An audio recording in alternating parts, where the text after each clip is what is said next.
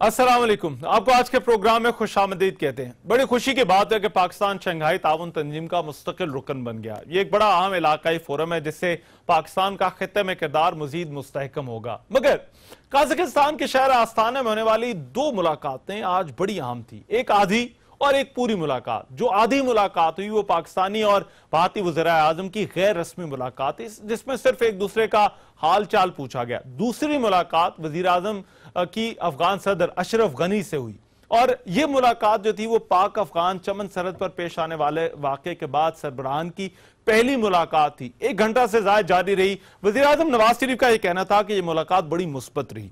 आज के प्रोग्राम में मुझे इन्हीं दोनों मुलाकातों के हवाले से बात करनी है। अफगानिस्तान की पहले जरा बात करें। अफगानिस्तान में हालात बड़े खराब है। गुज़िश्ता 2 हफ्तों में काबुल के डिप्लोमेटिक एरिया में होने वाले धमाके में 100 से ज्यादा अफराद जाँ बहक हुए। इसके बाद उनकी अपनी ही सिक्योरिटी फोर्सेस ने अशरफ गनी के इस्तीफे का मुतालबा करने वालों पर फायरिंग कर दी और फिर हलाक होने वाले एक एहतजाजी की नमाज जनाजा पर भी IED धमाके हुए, जिसके नतीजे में 7 अफराद जो है वो जाँ बहक हो गए। अब अफगान हुकूमत का रद्द-ए-अमल इन तमाम वाक़यात पर यह है कि सारे का सारा इल्जाम जो है वो पाकिस्तान पर डाल दिया गया। NDS ने चंद घंटों के अंदर अंदर पाकिस्तान की ISI का नाम ले लिया। अफगान क्रिकेट बोर्ड ने पाकिस्तान के साथ जो सीरीज थी वो खत्म कर दी। 2 रोज पहले काबुल प्रोसेस पे बात करते हुए अशरफ गनी ने एक मरतबा फिर से सारे का सारा मुद्दा जो है वो इन वाक़यात का पाकिस्तान पर डाला। मगर ये कोई नई बात नहीं है और ये जो राग है ये बड़ी देर से इसी तरह से अलापा जा रहा है। सवाल यह है कि अफगानिस्तान की तरफ से हमेशा इस तरह के वाकयात के बाद ऐसा ही क्यों किया जाता है।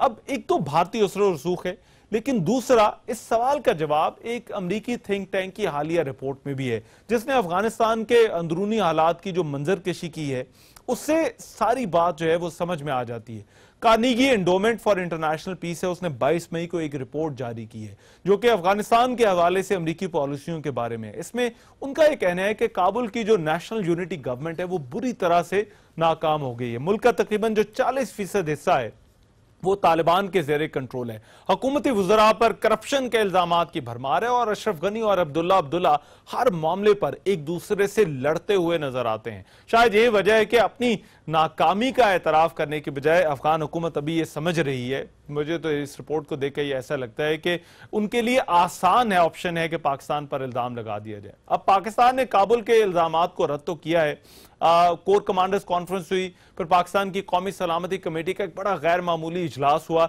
जिसमें इन इल्जामात को बेबुनियाद करार दिया गया है। पाकिस्तान की जानिब से यह कहा जा रहा है कि अफगानिस्तान अपने अंदर झांके और अपने अंदरूनी मामलात को दुरुस्त करने की कोशिश करे। अगर हम मलिया लोधी जो कि हमारे UN में रिप्रेजेंटेटिव हैं, सताज अजीज फॉरेन ऑफिस के जो स्पोक्स पर्सन है नफीस जकरिया, उनके बयानात और ये कोर कमांडर्स कॉन्फ्रेंस का एलामिया भी उठाकर देखें तो हमें यही पैगाम नजर आता है। और कहीं ना कहीं ये बात दुरुस्त भी है कि अफगानिस्तान के अंदरूनी हालात वाकई इंतहाई खराब है और इस खाना जंगी का असर पाकिस्तान पर भी पड़ रहा है।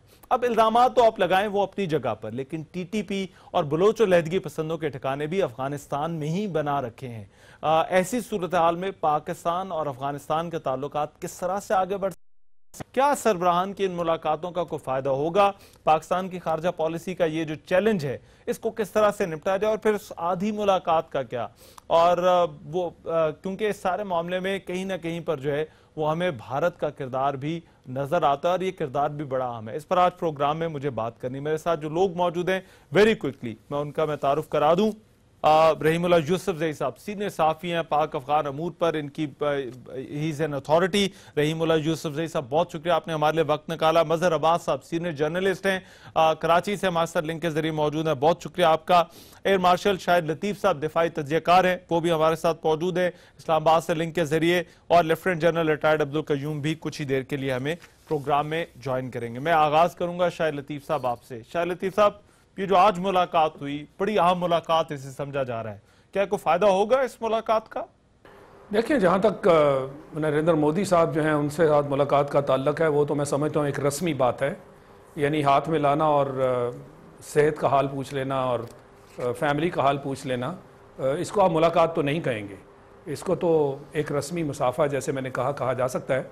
और जहाँ तक भारत का ताल्लुक है पाकिस्तान के ख़िलाफ़ आज भी जिस तरह उसकी सरगर्मियां हैं, मैं नहीं समझता कि उसमें कोई किसी किस्म की उम्मीद फ़िलहाल की जा सकती है। آئندہ آنے والے دنوں میں کیا ہوگا اس پر تو ہم زیادہ بات نہیں کر سکتے، مگر فی الوقت جب میں آپ سے بات کر رہا ہوں اس وقت تک بھارت کی طرف سے مجھے کوئی ایسی امید نظر نہیں آ رہی جس کے تحت بھارت جو ہے وہ پاکستان کے ساتھ اپنے جو معاملات ہیں وہ طے کرنے کے لیے تیار ہو، اور جو پاکستان دشمنی کا اس نے ایک اتنا بڑا ایک جو لے رکھا ہے اپنے ذمے کردار، اس میں کوئی کمی آنے کی کوئی مجھے گنجائش نظر آئے۔ جہاں تک تعلق ہے افغان صدر جو ہیں ان کے ساتھ، میں سمجھتا ہوں وہ ایک اچھی مثبت پیش رفت ہے، کیونکہ پچھلے دنوں سے، پچھلے 2-3 ہفتے سے جو اشرف غنی صاحب کی زبان ہے، اور ابھی جو امن کی کونسل وہاں پہ وہ جو کانفرنس کی گئی جس میں غیر ملکی بہت لوگ بھی جو ہیں وہ شامل ہوئے، اس کے اندر بھی پاکستان کے خلاف جو زبان استعمال کی گئی یہ تقریباً وہی ہے جو حامد کرزئی بھی استعمال کرتے رہے 10 سال تک، اور یہ وہی ہے جو ہندوستان کی زبان ہے۔ یہ شکوہ ہمیں کافی دیر سے ہے، اور جب اشرف غنی صاحب آئے تھے انہوں نے حکومت سنبھالی تھی تو اس وقت تو پاکستان کے ساتھ بڑے معاہدے بھی ہوئے تھے اور انہوں نے بڑی ذمہ داری اٹھائی تھی پاکستان کے ساتھ تعاون کرنے کی۔ ہم نے دیکھا آہستہ آہستہ وہ سارا تعاون جو ہے وہ پیچھے چلا گیا، اور یوں ہم نے دیکھا کہ ہر چیز جو ہے وہ ایسے نظر آنے لگی کہ جیسے بھارت پاکستان کے خلاف ایک دشمنی لے کر چل رہا ہے، افغانستان کی طرف سے بھی وہی بیانیہ اسی طرح کا اور وہی زبان جو ہے وہ استعمال ہونے لگی۔ پھر افغانستان کے جو اندرونی تعلقات ہیں جن کا آپ نے ذکر کیا، جہاں عبداللہ اور اشرف غنی صاحب جو ہیں ان کے درمیان ایک ٹسل ہے، وہ بھی اس چیز کو زیادہ خراب کر رہی ہے، اور پھر ہندوستان کی بیکنگ تو ہے ہی۔ لہٰذا میں سمجھتا ہوں کہ ہمارے لیے یہ کوئی ایسی چیز نہیں ہے کہ جس کے تحت ہم کہیں کہ ہمیں ان کے ساتھ آگے بڑھ کر اپنی بات چیت کے ذریعے معاملات طے کرنے ہوں گے۔ مگر آپ کوئی زیادہ پر امید نہیں ہے۔ میں سمجھتا ہوں یہ ہماری مجبوری ہے کہ ان کے ساتھ ہم نے مل بیٹھ کر حالات کو ٹھیک کرنا ہے۔ افغانستان اور ایران کے ساتھ ہم اپنے حالات کو بگڑتے دیکھ کر پیچھے نہیں بیٹھ سکتے، یہ ہماری مجبوری ہے، ہمیں ہر صورت کرنا ہے۔ میں یہ کہنا چاہتا ہوں، رحیم اللہ یوسف زئی صاحب، سر آپ کو لگتا ہے جو آج ملاقات ہوئی کوئی فائدہ ہوگا؟ دیکھیں، میں سمجھتا ہوں کہ ایک طرف تو بھارت ہے جن کے ساتھ پرائم منسٹر نواز شریف اور پرائم منسٹر مودی کی ملاقات نہیں ہو سکی، بات چیت نہیں ہو سکی، تو ایک طرف تو یہ صورتحال ہے کہ بھارت بالکل بات چیت کرنے سے انکار کر رہا ہے، لیکن افغانستان کے صدر اشرف غنی کا پاکستان کے وزیر اعظم سے ملاقات کرنا ظاہر کرتا ہے کہ دونوں ملک چاہتے ہیں کہ معاملات طے ہو جائیں، دونوں کی خواہش ہے، اس لیے یہ ملاقات بھی ہوئی ہے، ورنہ اشرف غنی بھی شاید انکار کر دیتے۔ اور میں سمجھتا ہوں کہ اس میں روس کا، چین کا، ان سب کا شاید کوئی نہ کوئی کردار ہے کہ یہ دونوں ملاقاتیں ہو جاتی، لیکن اشرف غنی سے ملاقات ہونے کا مطلب یہ ہے کہ اب بھی دل میں یہ خواہش ہے۔ شکایات بے شمار ہیں، ہماری بھی ہیں، ان کی بھی ہیں، شاید ان کی زیادہ ہیں، لیکن یہ کوشش ایک نئی کوشش ہے۔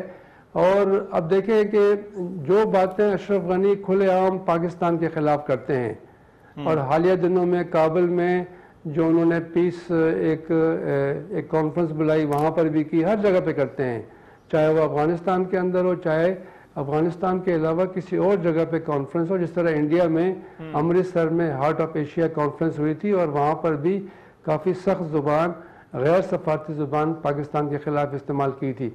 تو میں سمجھتا ہوں کہ جب ان کی آپس میں ملاقات ہوئی ہوگی تو ممکن ہے وہاں پہ مزید انہوں نے پاکستان کے اوپر سخت تنقید کی ہو، جو ان کا ایک ہم ایٹیچیوڈ دیکھ رہے ہیں، اور میں نہیں سمجھتا کہ یہ ملاقات جو ہے اس میں کوئی بات آگے بڑھی ہے۔ اچھا، مگر آپ یہ ضرور کہہ رہے ہیں کہ کہیں نہ کہیں ایسی خواہش ضرور ہے کہ ذرا تعلقات جو ہے وہ بہتر ہونے چاہیے، رائٹ؟ اگر میں آپ کی بات صحیح طرح سے سمجھوں۔ جی بالکل ٹھیک ہے۔ مظہر عباس صاحب، میں یہ کہہ رہا ہوں۔ جی مظہر عباس صاحب، آپ کو کوئی امید لگتی ہے؟ کس طرح سے دیکھتے ہیں؟ کیا یہ معمول کی ملاقات تھی یا آپ اس ملاقات کو غیر معمولی کہتے ہیں؟ کیونکہ حالات جو دونوں ملکوں کے درمیان ہے، اس ملاقات کا بھی ہو جانا بڑی بات ہے۔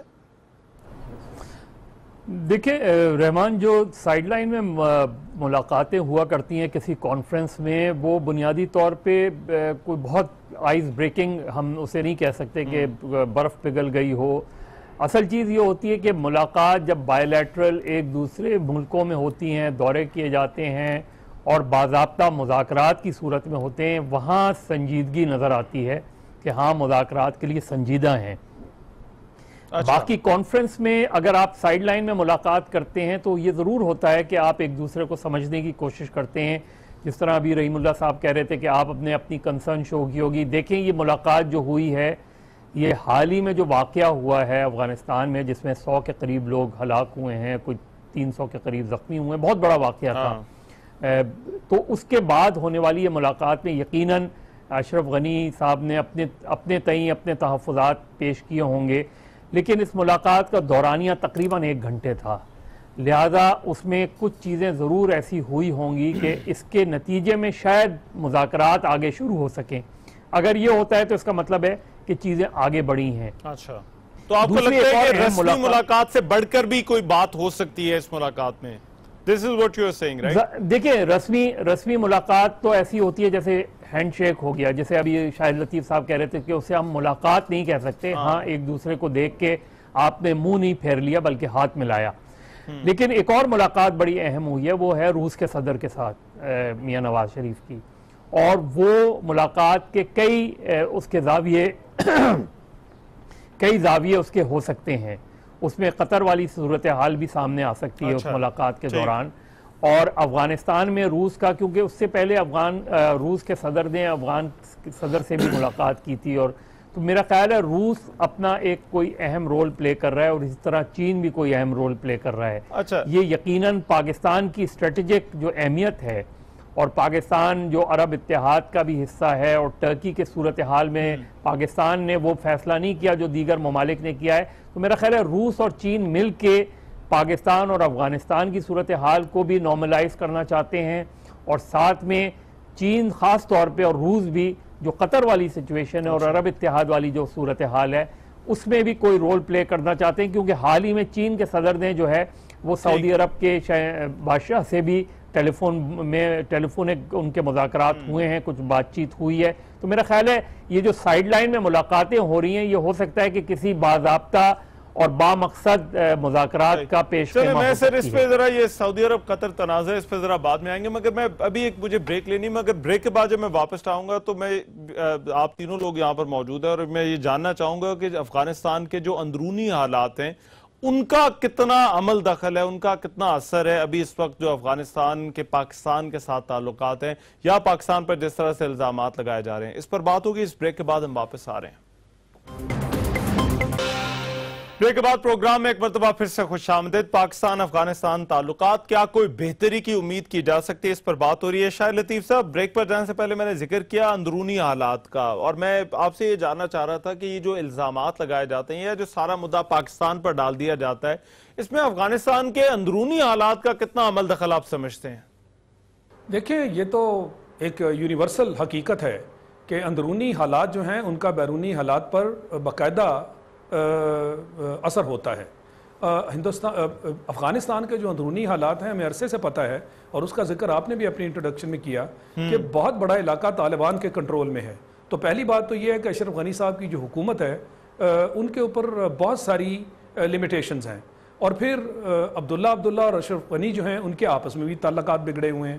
تو یہ سارے معاملات مل جل کر جو بیرونی حالات ہیں اگر وہ کرنا بھی چاہیں تو ان کو نارمل نہیں ہونے دے رہے۔ یعنی ہمیں معلوم ہے کہ ملا فضل اللہ جو ہیں نورستان اور کنڑ کے علاقے سے باقاعدگی کے ساتھ پاکستان کے خلاف حملے کرواتے رہے۔ ہمیں پچھلے دنوں جو ان کے سپوکسمین طالبان کے پکڑے گئے اور انہوں نے باقاعدہ اپنا انٹرویو بھی دیا، اس میں انہوں نے کلیئرلی کہا کہ وہاں جو طالبان ہیں وہ تو پیسے لیتے ہیں را سے، اور باقاعدہ پاکستان کے خلاف کارروائیاں ان کی منصوبہ بندی کی جاتی ہے۔ تو اس کے ظاہر یہ ہوا کہ وہاں پاکستان کے خلاف جو سرگرمیاں ہیں اس کو حکومت کنٹرول نہیں کر پا رہی، شاید اس کی لمیٹیشنز ہیں جس کی وجہ سے وہ ویسے بھی کنٹرول نہیں کر پا رہی، اور اس سے آگے پھر نیت کا معاملہ ہے۔ یعنی ہندوستان کے ساتھ اگر اشرف غنی صاحب جو ہیں وہ پاکستان کے خلاف واقعی وہ زبان استعمال کر رہے ہیں اور وہ پاکستان کے اوپر ساری جو ایلیگیشنز ہیں وہ لگا رہے ہیں، تو اس کا مطلب یہ ہوا نا کہ پھر وہ ہندوستان کا ساتھ دے رہے ہیں۔ تو یہ ساری چیزوں کو جب آپ اکٹھا کرتے ہیں تو اندرونی حالات بھی اس فیور میں نہیں ہیں کہ پاکستان کا وہ اس وقت ساتھ دیں اور پاکستان کے ساتھ جو معاملات ہیں ان کو سلجھائیں۔ اچھا، تو آپ یہ کہہ رہے ہیں یہ دو فیکٹرز ہیں، ایک ہندوستان والا شاہد لطیف صاحب، ایک آپ کہہ رہے ہیں ہندوستان والا اور دوسرا اندرونی حالات والا، جس کی وجہ سے سارے کا سارا معاملہ جو ہے وہ پاکستان کی طرف آ جاتا ہے۔ یہ دو چیزیں۔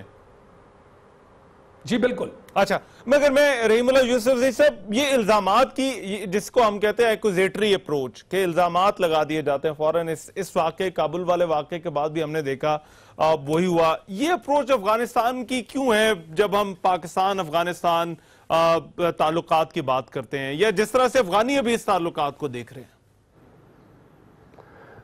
جی بالکل، میں تو یہ سمجھتا ہوں کہ دیکھیں افغانستان کی حکومت کمزور ہے، بجائے ایک کے دو حکومتیں ہیں، 50% حصہ عبداللہ کا ہے، 50% اشرف غنی کا ہے۔ اس کے باوجود دیکھیں انہوں نے اس طرح اس سارے مسئلے کو اٹھایا ہے، یعنی میرے خیال میں انہوں نے کافی لوگوں کی ہمدردیاں حاصل کر لی ہیں۔ وہ یہ بتانے میں شاید کامیاب ہو گئے ہیں کہ اگر پاکستان میں افغان طالبان اور لاکانی نیٹ ورک کے ٹھکانے نہ ہوں تو پھر افغانستان کے اندر کوئی مسئلہ ہی نہیں ہے، پھر ہم حل کر لیں گے، پھر ہمارے قابو میں ہے۔ یہ اس لیے حل نہیں ہو رہا کہ ان کو بیرونی امداد مل رہی ہے، ان کا ایک نقطہ نظر ہے، ہم اس کو صحیح نہیں سمجھتے، لیکن میں سمجھتا ہوں کہ کافی ملک، کافی لوگ جو ہیں وہ ان کے ہمدرد بن گئے ہیں، اور وہ سمجھتے ہیں کہ پاکستان کو مزید کچھ کرنا چاہیے، پاکستان مزید کچھ نہیں کر رہا۔ تو یہ ایک اس کا پہلو بڑا امپورٹنٹ ہے۔ آپ دیکھیں کہ بجائے اس کے کہ اس بات کے اوپر بحث کی جائے کہ ڈپلومیٹک انکلیو کابل میں جو محفوظ ترین جگہ سمجھی جاتی ہے پورے افغانستان میں، وہاں پر حملہ ہو گیا، یہ کتنی بڑی ناکامی ہے حکومت کی، اس کے اوپر بحث نہیں ہو رہی کہ یہ حکومت اتنی ناکام ہے، اتنی کمزور ہے۔ اس کے اوپر بھی بحث نہیں ہو رہی کہ وہاں مظاہرین کے اوپر فائر ہوا، 6 لوگ مظاہرین کو مار دیا، ایک ڈپٹی چیئرمین سینٹ محمد عالم عزت یار کا بیٹا سلیم، اس کے جنازے کے اوپر پھر حملہ ہو گیا، وہاں پر اہم لوگ موجود تھے۔ یعنی اس کے اوپر تو بہت کم گفتگو ہوئی ہے کہ یہ افغانستان کی حکومت کتنی کمزور ہے، غیر ملکی فوج بھی ہے، اس کے ہوتے ہوئے بھی کابل شہر محفوظ نہیں ہے۔ اور پھر یہ کہ افغانستان کی حکومت کے پاس امن کے لیے کیا پلان ہے، کیا ان کے پاس روڈ میپ ہے، اس کے اوپر بھی بحث نہیں ہوتی۔ یعنی افغانستان کی حکومت اب تک طالبان کو کوئی کنکریٹ پروپوزل پیش نہیں کر سکی، کوئی ان کو پیشکش نہیں کر سکی جس کو وہ مان لیں اور بات چیت کے لیے آئیں۔ تو ان کے اوپر بحث نہیں ہو رہی، بلکہ الٹا سارا مسئلہ یہ ہے کہ بیرونی ہاتھ ہے، اس لیے افغانستان میں اتنے حملے ہو رہے ہیں اور امن قائم نہیں ہو رہا۔ اچھا، میں جنرل قیوم صاحب، انہوں نے ہمیں اس وقت جوائن کیا، جنرل قیوم صاحب بہت شکریہ۔ کچھ رحیم اللہ یوسف زئی کی بات آپ نے بھی سنی ہوگی، ان کا جو پوائنٹ تھا کہ ان چیزوں پہ بات نہیں ہوتی، آپ کو کیا لگتا ہے ان چیزوں پہ بات کیوں نہیں ہوتی؟ اور باوجود اس کے کہ یہ تمام کی تمام چیزیں موجود ہیں، مگر وہ ہمدردیاں یہ کہہ کر حاصل کر لیتے ہیں کہیں نہ کہیں پر کہ یہ سب کچھ جو ہے وہ پاکستان کی ایجنسیاں کروا رہی ہیں، پاکستان کروا رہا ہے۔ دیکھیں، وہ اس لیے بات ادھر نہیں جاتی بیکاز کوئی بھی بندہ اپنی کمزوری تو نہیں بتانا چاہتا، نہ ماننا چاہتا ہے۔ ابھی آپ دیکھیں کہ پاکستان کے اندر حملے ہوئے، ہمیں اس میں ذرا برابر شک نہیں کہ انڈیا اس میں انوالو ہے، ہم بلیم بھی کرتے رہتے ہیں لیکن ہم اس کو فیس کرتے ہیں اور ہم نے اس کو اوور کم کیا ہے۔ ہم نے نیشنل ایکشن پلان بنایا، ہم نے قوم کو موٹیویٹ کیا ہے، ہم نے پولیٹیکل پارٹیز کو موبلائز کیا ہے، ہم نے آرمی کہ پہلے ضرب عضب اور پھر رد الفساد کو پلان بنایا نا۔ ادھر تو ابھی آپ دیکھیں سچویشن یہ ہے کہ بہت گرانٹ کریں تو 35-40% پہ افغان حکومت کا کنٹرول ہے، باقی 60-65% پہ کوئی کنٹرول نہیں ہوا، اور اس 35-40% میں بھی 20% ایک پارٹی کا ہے، 20% دوسری پارٹی کا ہے، پھر درمیان میں وار لارڈز بھی ہیں۔ تو یہ ناکامیاں ہیں جن کو چھپانے کا وہ ان کے پاس، اور آپ اس بات سے ایگری کریں کہ یہ اندرونی حالات کی وجہ سے اس طرح کے واقعات ہوتے ہیں اور پھر یہ الزامات جو ہے وہ پاکستان پر آتے ہیں؟ جی دیکھیں، افغان بھائیوں کو یا ان کی لیڈرشپ کو اس کا احساس ہونا چاہیے کہ پاکستان کے اندر بھی جو کچھ تباہی و بربادی ہو رہی ہے وہ بھی تو وہاں افغانستان سے لوگ آ رہے ہیں نا، کنڑ سے آ رہے ہیں ادھر۔ ہم نے کبھی افغانستان کی حکومت کو ڈائریکٹلی یہ نہیں کہا کہ آپ اس کو انکریج کریں گے وہ، لیکن زیادہ لوگ وہاں سے آ کے یہاں پرابلم کرتے ہیں. بارڈرز یہاں کے یہ مینیج نہیں ہے, تو کچھ لوگ یہاں سے وہاں بھی جاتے ہوں گے کیونکہ ان کے ریفیوجیز بھی یہاں ہیں, ان کی بہت سے, وہ ان کو بھی ابزارو کرنے کی پوزیشن میں نہیں ہے, بارڈر کو مینیج کرنے کی بھی پوزیشن میں نہیں ہے, فوج کے اوپر بھی ریلائبل نہیں ہے, خودکشیاں ہو رہی ہیں اور ڈیزرشنز ہو رہی ہیں, پیسہ بھی ان کے پاس نہیں ہے, آپس میں پولیٹیکل یونٹی بھی نہیں ہے, وار لارڈ پہ بھی کنٹرول نہیں ہے, اور جو بیرونی طاقتیں ہیں وہ صرف ایک معاشرے کے اندر باگراؤنڈ بیس کے اندر گھٹ کے بیٹھی ہوئی ہیں. تو باہر کو نکلے گا تو مسئلے کا مقابلہ چیلنج کا کرے گا تو حل کرے گا. پاکستان کا تو این آئیوٹا آف انٹرسٹ بھی نہیں ہے اس میں کہ افغانستان بھی اسٹیبلائز ہو. بالکل بیٹر ہوگا تو پاکستان. رائٹ سر, بہت شکریہ جنرل قیوم صاحب. میں شاہد لطیف صاحب یہ گفتگو آپ نے بھی سنی, مگر یہ پاکستان کا بھی ایک اور معاملہ کہ پاکستان یہ کہتا ہے کہ بھارت جو ہے وہ پاکستان اور افغانستان کے تعلقات خراب کرا رہا ہے, اور یہ کل نفیس زکریا صاحب نے ہمارے فورن آفس نے بھی بات کی. اس پر نہ تو افغان قائل نظر آتے ہیں کہ کہ بھارت کی وہاں پر یہ سب کچھ ہو رہا ہے, اور نہ ہی میرا خیال ہے باقی دنیا جو ہے وہ اس چیز پر قائل نظر آتی ہے کہ انڈین انفلوئنس جو ہے جو افغان وہ اس کا کتنا کردار ہے اس سارے معاملے میں. دیکھیں, یہ ہماری سفارتکاری کی ناکامی ہے نا کہ جو نقطہ نظر ہم رکھتے ہیں اس پر ہم دنیا کو قائل نہیں کر سکتے. جب یہ حقیقت ہے باقی لوگوں کو تو چلیں چھوڑیں, اس سوال کو میں اور شارٹ کر دیتا ہوں, افغان کیوں نہیں اس چیز کو دیکھ پاتے؟ وہ اس لیے کہ افغانستان میں جو اپنی ان کی کمزوریاں ہیں ان کو کور کرنے کے لیے پاکستان کی طرف جو ہے ان کی توپوں کا رخ کیا جاتا ہے. یعنی ہماری سب کی ڈسکشن جو اب تک ہوئی ہے اس میں کھل کر سامنے آ گیا کہ افغانستان کے جو اندرونی حالات ہیں اس میں افغان حکومت کا کنٹرول نہیں ہے, کیونکہ افغان حکومت بہت کمزور ہے, اور اس کمزوری کے تحت چونکہ ان کا کنٹرول نہیں, لہٰذا افغانستان کے اندر یہ جو دہشت گردی کی کاروائیاں ہو رہی ہیں وہ تو ان کا لیک آف کنٹرول ہے, اور اس کے ساتھ باہر سے وہاں پہ بدامنی پھیلانے میں ایک کردار ہندوستان ادا کرتا ہے, کیونکہ افغانستان کی جو بدامنی ہے وہ پاکستان کو ڈائریکٹلی افیکٹ کرتی ہے, اور پھر افغانستان کی زمین کو پاکستان کی کاروائیوں کے لیے ڈائریکٹلی استعمال بھی کیا جاتا ہے. یہ دونوں عزائم ہندوستان کے ہیں. تو اس چیز کا ایک تو افغانستان کی حکومت اپنی خامیاں اپنی کمزوریاں چھپانے کے لیے پاکستان کی طرف رخ کرتی ہے, دوسری طرف وہ ہندوستان کا ساتھ دینے کا جو اس نے ارادہ کر رکھا ہے کیونکہ ہندوستان کی وہاں انویسٹمنٹ ہے, لہٰذا افغانستان میں یہ اب تاثر پایا جاتا ہے کہ ہندوستان ان کی مدد کر رہا ہے, لہٰذا وہ ہندوستان کے خلاف نہ تو بات کریں گے اور نہ ہی ہندوستان کے خلاف کوئی اس طرح کی وہ کاروائی کریں گے جس کے تحت ہندوستان کو ناراض کیا جائے. یہ وہ چیزیں ہیں جس کے تحت ان کی حکومت مگر اب یہ دو چیزیں میں مظہر صاحب, اور اس کی وجہ سے افغانستان میں جو ہے وہ دہشت گردی بھی پھیل رہی ہے اور افغانستان میں مسائل بھی نظر آ رہے ہیں. رائٹ, اچھا میں مظہر صاحب اب یہ دو بیانیے ہیں. ایک تو بیانیہ یہ ہے کہ جو ہے وہ پاکستان اور افغانستان کے تعلقات بھارت خراب کرا رہے ہیں, جس کا میں نے کہا اس پر تو جو ہے وہ افغان بھی جو ہے وہ اس پہ قائل نظر نہیں آتے. دوسرا یہ ہے کہ جو افغانستان کے اندرونی حالات والا جو یہاں پر بات ہوئی کہ رحیم اللہ یوسف زئی صاحب نے بھی وہی کہا کہ اندرونی حالات ان کے اتنے خراب ہیں, واقعات ہو جاتے ہیں اور پھر الزام پاکستان پر آتا ہے, مگر ہمدردیاں وہ پھر بھی لے جاتے ہیں کہ پاکستان سب کچھ کروا رہے ہیں. آپ کو کیا لگتا ہے ان دونوں بیانیے, یہ جو دونوں بیانیے بیرونی دنیا اس پر قائل کیوں نہیں نظر آتی, کیوں ہم کنونس نہیں کر پاتے کہ یہ سب کچھ ہو رہا ہے؟ دنیا جو ہے وہ افغانستان کے نیریٹو کو سنتی ہے اس لیے کہ انٹرنیشنلی افغانستان کی ان کے نظر میں اہمیت اس وجہ سے ہے کہ چونکہ امریکنز وہاں موجود ہیں, ان کی پریزنس موجود ہے, اور افغانستان کی اپنی جو حکومت ہے اس وقت اشرف غنی صاحب کی اور اس سے پہلے کارزائی صاحب کی حکومت بہت کمزور حکومتیں رہی ہیں, وہ ان کا کنٹرول نہیں رہا.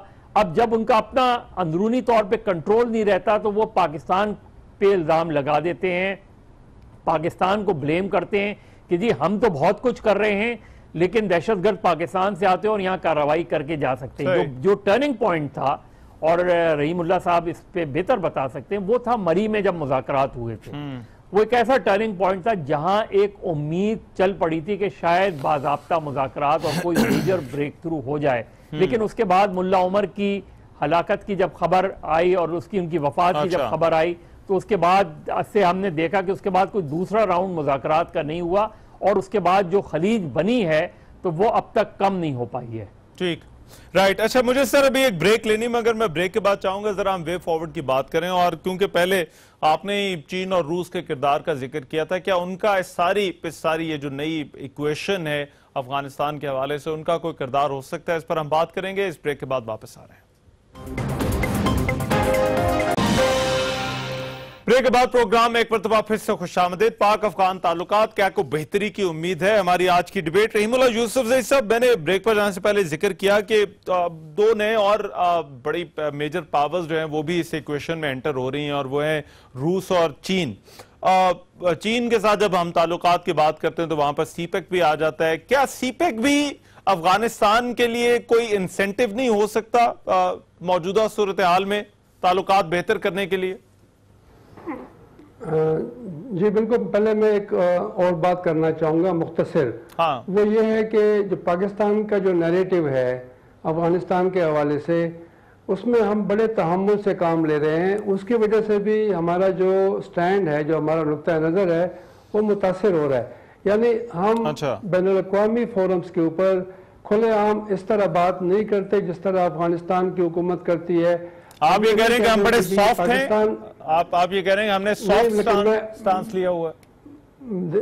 دیکھیں، یعنی ہم یہ نہیں کہتے اس طرح کے بڑے فورمز میں کہ یہ افغانستان میں پاکستانی طالبان کو پناہ ملی ہے اور وہاں سے لوگ آ کے حملے کر رہے. یہ جو ہمارے پاس ثبوت بھی ہیں، ہم وہ بات کھلے عام اس لیے نہیں کرتے کہ ہماری یہ خواہش ہے کہ افغانستان مزید ہم سے ناراض نہ ہو جائے، افغانستان مزید بھارت کے قریب نہ ہو جائے. تو ہم اس لیے اس کو اتنا اٹھاتے نہیں ہیں، اور ہم براہ راست افغان حکومت کے اوپر الزام نہیں لگاتے. حالانکہ شواہد ہیں کہ افغانستان کا خفیہ ادارہ جو ہے وہ پاکستانی طالبان اور بلوچ سیپریٹسٹ کو سپورٹ کر رہا ہے، ان کو پناہ دیے ہوئے ہے. اچھا، آپ نے جو بات کی، دیکھیں روس کی واپسی ہوئی ہے دنیا کے معاملات میں، مشرقی وسطیٰ میں، شام میں جو کردار رہا ہے روس کا، اس کی وجہ سے روس کی بات کو سنا جا رہا ہے. روس کا ایک بڑا رول بن گیا ہے. چین جو اقتصادی طاقت ہے اس کی بھی آواز سنی جاتی ہے. اب جب چین اور روس اکٹھے ہو جائیں اور ہر مسئلے کے اوپر تقریباً ان کی ایک رائے ہو تو اس میں بڑا وزن ہے اور ان کی بات کو سنا جاتا ہے. وہ چاہتے ہیں کہ مشرقی وسطیٰ کے بعد روس خاص طور پہ اس کی خواہش ہے کہ وہ افغانستان میں، یعنی اپنے خطے میں، اپنے جو ان کا نیبرہڈ ہے وہاں پہ ایک اہم کردار ادا کرے. اور اس لیے وہ افغانستان کی کانفرنسیں کرا چکے ہیں.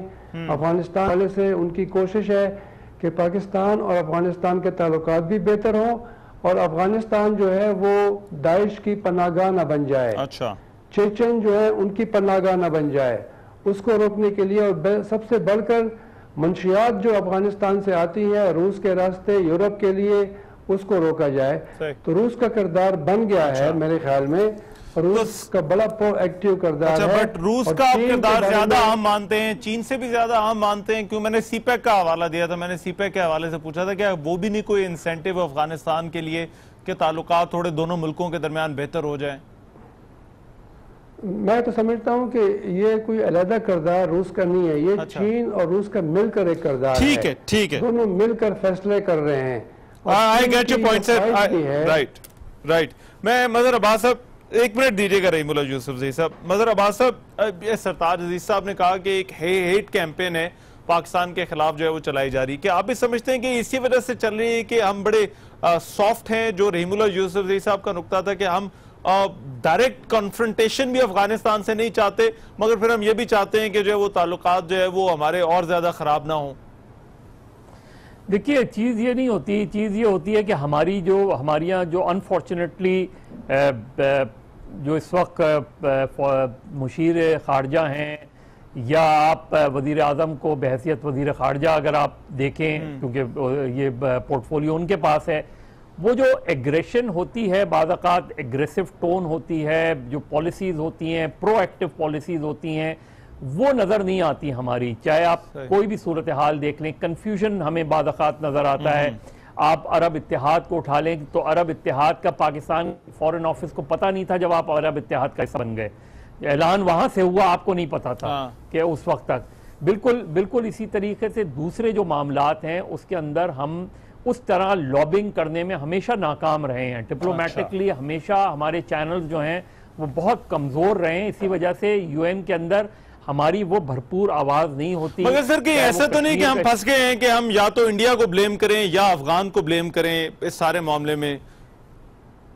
नहीं, उसमें ब्लेम करने का मसला नहीं है, उसमें अपनी पोजीशन को बहुत वाज़े तौर पे करने का मसला है। अच्छा। कि जी हमने, यानी ये पोजीशन कि आपके 70,000 लोग मारे गए हैं, उसमें 20-25 हजार आपके फौजी जवान शहीद हुए हैं, ये पोजीशन हम दुनिया में सही मानों में इस कार्ड को हम प्ले नहीं कर पा रहे कि जी हमने सबसे ज्यादा कुर्बानियां दी हैं दहशतगर्दी के खिलाफ, सबसे ज्यादा हम लड़े हैं, सबसे ज्यादा जो मोस्ट वांटेड लोग हैं वो हमने पकड़ के दिए हैं, उसके बाद हमें एक्नॉलेज क्यों नहीं किया जा रहा, हमें जो है बेटर क्यों समझा जा रहा है आज भी? तो वो जो एक पोजीशन है वो हम लेने में उस तरीके से पोजीशन आपको नजर नहीं आ रही। राइट। मैं शायद लतीफ साहब वो देखिए ना, अभी अमेरिकन थिंक टैंक की अभी एक रिपोर्ट आई है कि जी चीन पाकिस्तान में हवाई अड्डे बनाना चाह रहा है। अब ये इसके ऊपर आपकी तरफ से कोई भी वजाहत, जवाब, तरदीद कुछ नहीं आई है। ये जो सिचुएशंस होती हैं बाद औक़ात ये बहुत ट्रिकी सिचुएशंस होती हैं। अब टर्की, अब जो कतर वाला मामला है उसमें जो आपका प्रोएक्टिव रोल है वो नजर नहीं, उस तरीके से नहीं आता। तो हमारे यहाँ हम तो मेरा ख्याल है चुप करके बैठे रहते हैं कि शायद ये मुसीबत खुद ही टल जाए। मेरा पॉलिसी तो यही होती है। मैं शायद लतीफ साहब सर, आपका तो मेरा ख्याल है पहले से ही नुकता है कि हमारी जो खारजा पॉलिसी है बड़ी वीक है। बट मैं जो मजहर साहब से मैंने जो चीज पूछी थी कि क्या हम ये भी तो कंफ्यूज नहीं है कहीं कि हमने जो है वो सारा ये जो चीजें हैं उनका कनेक्शन भारत से जोड़ना है, या फिर अफगान हुकूमत जो है या उसको डायरेक्टली कन्फ्रंट करने से हम कहीं ना कहीं जो है वो हिचकिचाते हैं? Do you agree? देखिए, बात कन्फ्रंट करने की नहीं है। हमको इस हद तक एग्रेसिव पॉलिसी सजेस्ट नहीं करते कि जिसके तहत हमारा तसादुम हो जाए, मगर ये तो बात तय है कि जो मुल्क नरमी का रवैया इख्तियार करते हैं उसे उनकी कमज़ोरी समझा जाता है। तो ये जो हमारी खारजा पॉलिसी है ये उसकी कमज़ोरी है।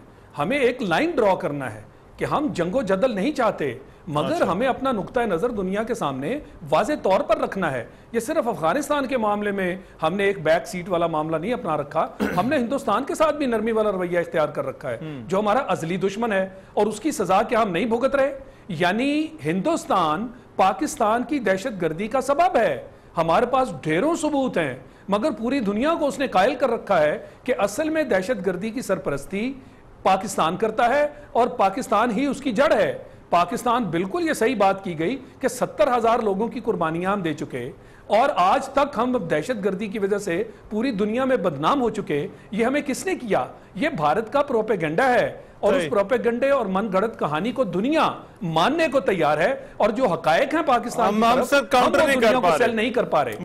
तो ये हमारी कमजोरी है। मेरे पास टाइम खत्म हो गया है शायद लतीफ साहब, मगर एक चीज मेरा ख्याल आप तीनों इस पर एग्री कर रहे हैं कि हमें एक बड़ी एक ऑर्गेनाइज्ड और रोबस्ट किस्म की जो है वो फॉरेन पॉलिसी जो है वो अब अपनानी होगी। बहुत शुक्रिया रहीमुल्लाह यूसुफजई साहब, शाहिद लतीफ साहब, मजहर अब्बास साहब हमारे साथ मौजूद है। और ये अफगानिस्तान वाला मामला मेरे ख्याल है इस पर बड़ा हमें काम करने की जरूरत है, और ये एक दो मुलाकातें जिस तरह से आज हुई इनसे शायद कुछ नहीं बनने वाला। हमें थोड़ा सा अपनी खारजा पॉलिसी को मजीद मजबूत करना होगा, अपनी आवाज को मजीद मजबूत करना होगा, तभी जो है वो हम ये आवाज उठा सकते हैं और लोगों के सामने जो अपना बयानी है, जो असल हकीकत भी है कि अफगानिस्तान, भारत और फिर अपने अंदरूनी हालात की वजह से ये सारे का सारा मुद्दा पाकिस्तान पर डाल देता है। वरना होगा क्या, हम इसी तरह पूरी दुनिया में जो है वो बदनाम होते रहेंगे। आज के प्रोग्राम से इतना ही। मेजबान रहमान को इजाजत दीजिए। अल्लाह निगहबान।